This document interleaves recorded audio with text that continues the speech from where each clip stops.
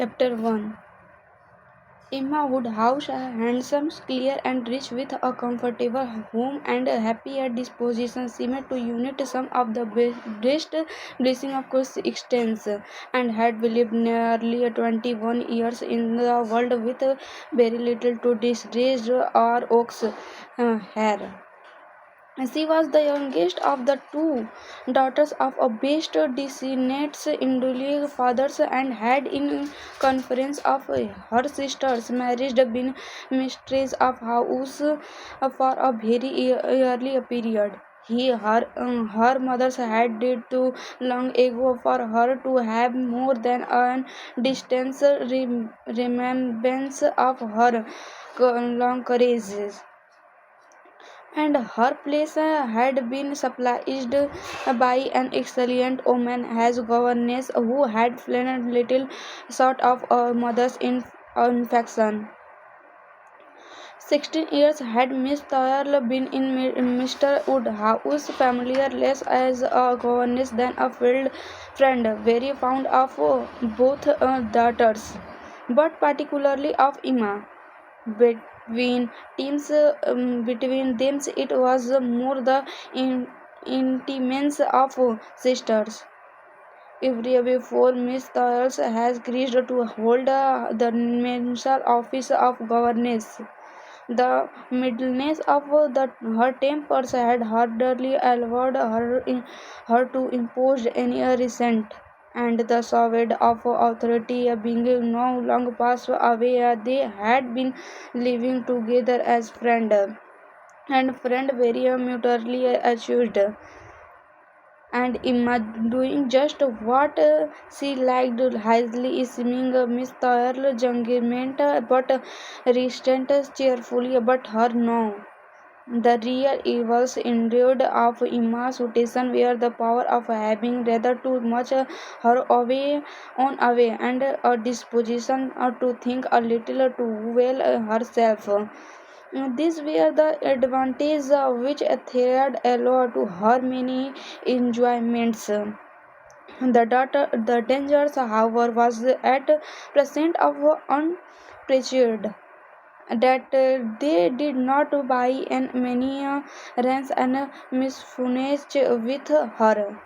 Shower came, a gentle shower, but not at all in the shape of any disagreeable continues. Miss Thorne married.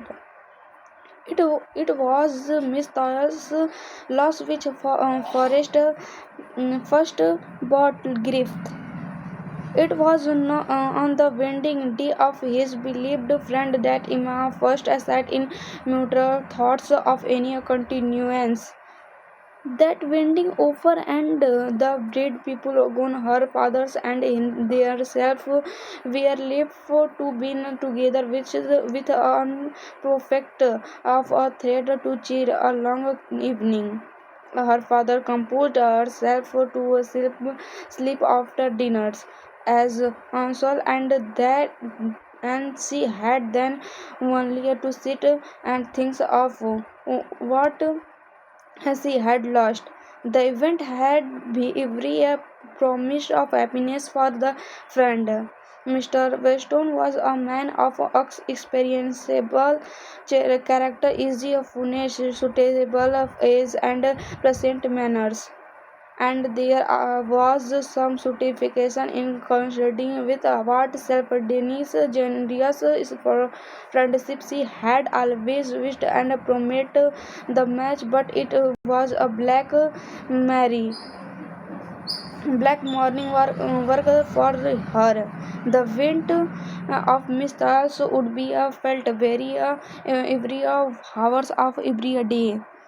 She recalled her past kindness, the kindness of affection of 16 years who had she touched, and how she had played with her father's 15 years old. How she had devoted all the power of a child and amounts her in health, and no nourished her thought the various illness of childhood. A large debate of goodness was worrying her, but their intercurrents of the last 70 years, the equal footing and perfect unsavors which had stood forward. Isabella marries on the being left out to which others was at a dear's tender recollection.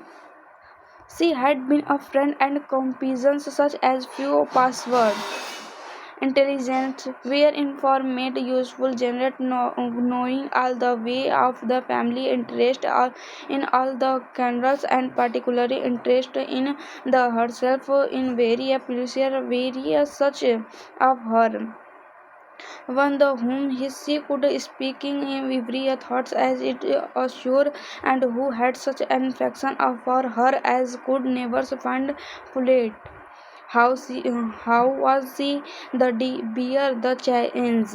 It was true that her friends was going only a half a minute for them.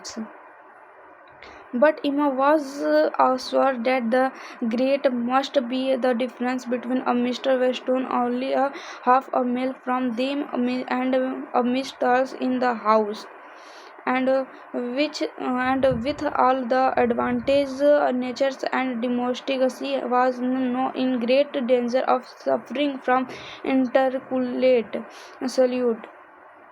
She dearly loved her father, but he was no companion for her. She could not meet her inconvenience, relation and playful. The event of the catcher's disparity in the age and Mr. Woodhouse has married early was much increased by the contribution and habits for having been a verdict all his life without active of mind or body. He was a most he was a most orderly man in a very away than in years and thoughts everywhere beloved for the friendliness of heart and his amiable tempers his talent could not have recommended him at any time. Her sister thought completely but little revolved by matrimony being settles in London, only 16 miles off, was such beyond her daily reach, and many a long October and November evening must be suggested thought of Hartfield before Christmas. But the next visit from Isabella and her husband and their little children are to fill the house and give her present society again. Highsbury, the large and a populous village almost amounting to a town to which Huddersfield in spirit of heat spared lawn and so breeze and names did really belong. Offered her no equals. The Wood House were the first in conference there. Eh, all looked up to them. She had many acquaintances in the place for her father and was anxious clear, but not one among them who could not be except in lieu of Misters for even half a day. It was a melancholy change, and Emma could not be singed over it, and wish for impossible think it little for her father awake and made it necessary to be cheerful. His spirit required sport. He was a notorious man, easily despised, fond of very everybody that he was used to, and hating to part with them, hating change of evening every kind. Matrimony was the origin of change was always desirable, and he was by no means yet resolute to his own daughter's marrying. No, nor could never ever speak of but they with comprehension thought it had been entirely a match of affection. When he was no obliged to part with Miss Doyle to and for his habits of generate selffulness and being never able to suppose that their people could feel different for himself. He was very much disposed to think Miss Toyles had been done as said things for herself as from them, and would have been a great deal happier if she had spent all the rest of her life at Hartfield. Emma smiled and chased as cheerfully as she could to keep him for such thoughts. But when tea came, it was impossible from him not to say exactly as he had said to dinner. Poor Miss Toyles, I wish she were here again. What a pity it is that Mr. Weston every thought of her. I cannot agree with you, Papa. You know I do cannot. Mr. Weston is such as a good hearted, pleasant, excellent man that he thoroughly endeavors as ever and bear all my adorners when she might have a house of her own, but where where is the advantage of a house of her own? This is three times as large, and you have never any odd honors, my dear.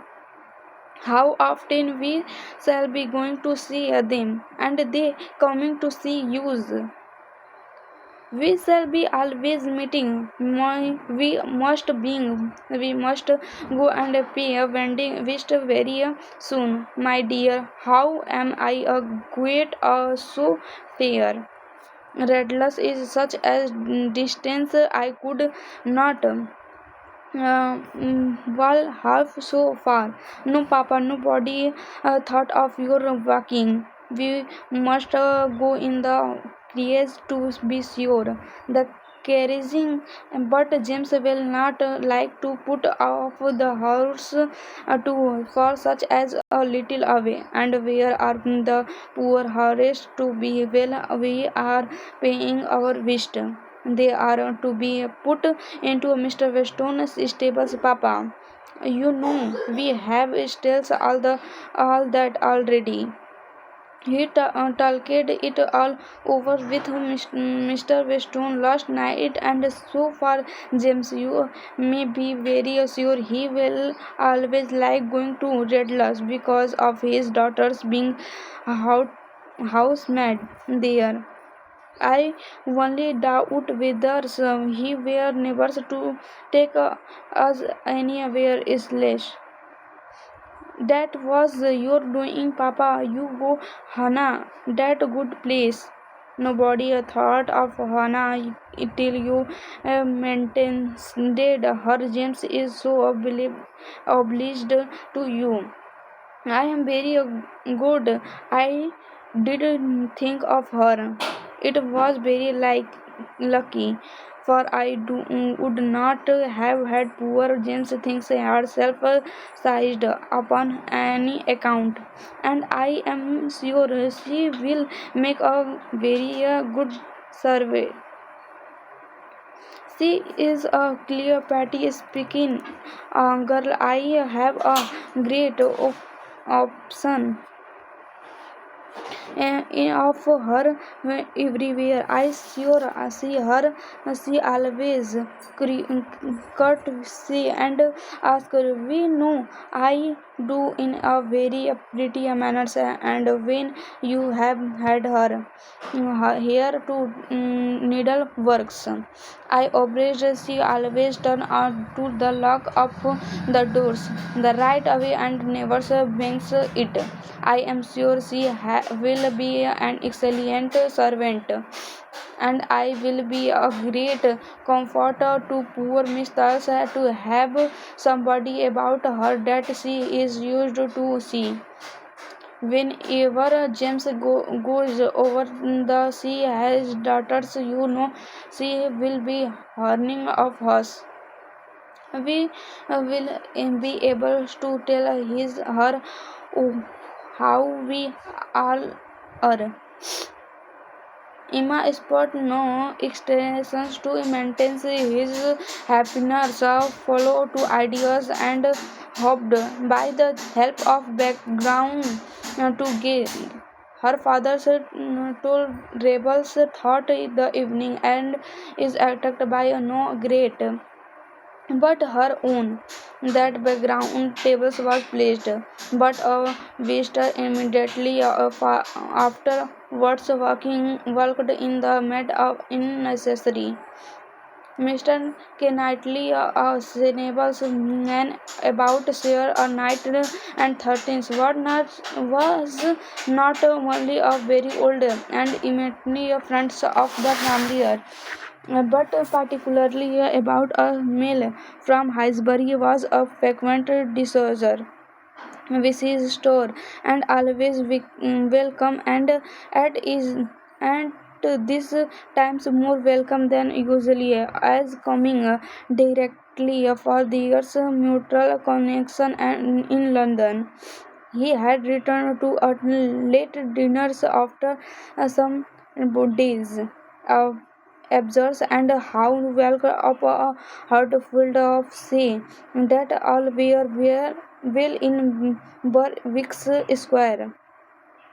It was a happy acquaintance and maintained Mr. Woodhouse for some times. Mr. Knightley had a cheerful manners which always did him good, and his maintenance inquiry of poor Isabella and her children were answered most satisfactorily. When when this was over, Mr. Woodhouse gratefully observed, "It is very kind of you, Mr. Kindly, to be out at his late hour to call upon us. I am afraid you must have had a stroke always." "Not at all, sir. It is a beautiful moonlight light night and so mild and that I must draw back from your great fear. But you must have found it very damp and dirty. I wish you had many not catch could." Did sir looked at my shoes. "Not a speck on them." "Well, that is quite surprising, for we have had a waste details for ramen there. I remained there fully hard for half an hour, so we are at breakfast. I wanted them to put off the wedding. By the by, I had not wished you joy, being pretty well aware of what sort of joy you must both are feeling. I have been in no hurry with our congratulation, but I have paid it all went off absolutely well. How did you all behave? Who cried most? Ah, poor Miss Dayal tried a sad business. Poor Mr. and Mrs. Woodhouse of you, please, but I could not possibly say, poor Miss Doyle. I have a great regret for you and Emma, but when it come to the question of dependence and independence. At any rate, it must be better to have only on the place than two, especially when one of those two is such a fanciful, troublesome creature," said Emma prayerfully. That it was that is what you have in your head. I know, and what you would certainly say it if my fathers were not by. I believe it is very true, my dear. Indeed, said Mr. Woodhouse with a sing. I am afford I sometimes very frequently and troublesome. My dearest Papa, you do not think I could not means you are supposed Mr. Knightley to means you. What a horrible ideas. Oh no. I meant only myself. Mr. Kindless loved to find fault with me. You know, in a joke, it is all a joke. We always say that we like to on another.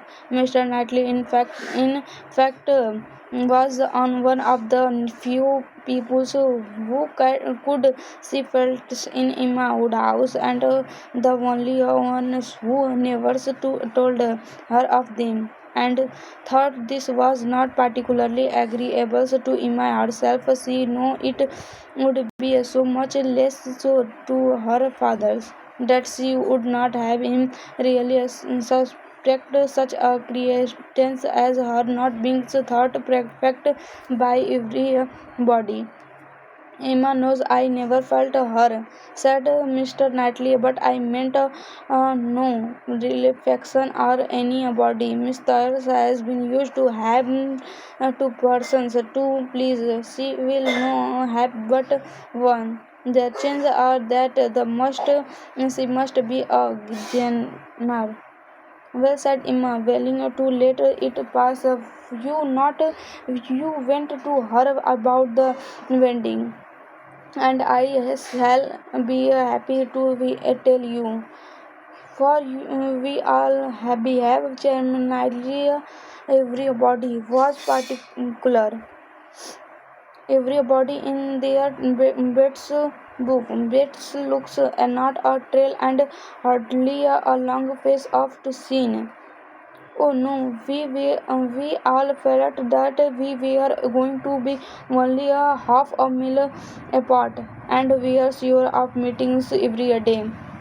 Dear Emma Pierce, everything's so well, said her father. But Mr. Kindly, she is really very sorry to lose poor Miss Doyle, and I am sure she will miss her more than she thinks for. Emma turned away her head, divided between tremors and smiles. It is impossible that Emma should not miss such as companions. Such said Mr. Snidely, we should not like her so well as we do. Sir, if we could not suppose it, but she knows how much the marriage is to Mr. Thayer's advantage. She know how very acceptable it must be at Mrs. Thayer to be sure of a comfortable presence, and therefore cannot allow herself to feel so much pain of leisure. Every friend of Mrs. Tar must be glad to have her happily married. And you have forgotten on one matter of joy to me, said Emma, and a very considerable one that I made the most myself. I made the match, years ago, and to have it take place and be proved in the right when so many people said Mr. Weston would never marry against many comfort me for anything. Mr. Knightley shook his head at her. Her father fondly replied, "Ah, my dear, I wish you would not make much and foretells things for what were you say always come out to pass. Pray do not make any more match. I promise you to make no of for myself, Papa, but I must indeed for other people. It is the greatest amusement in the world. And after such a success, everybody said that Mr. Weston would never marry again. Oh dear, no.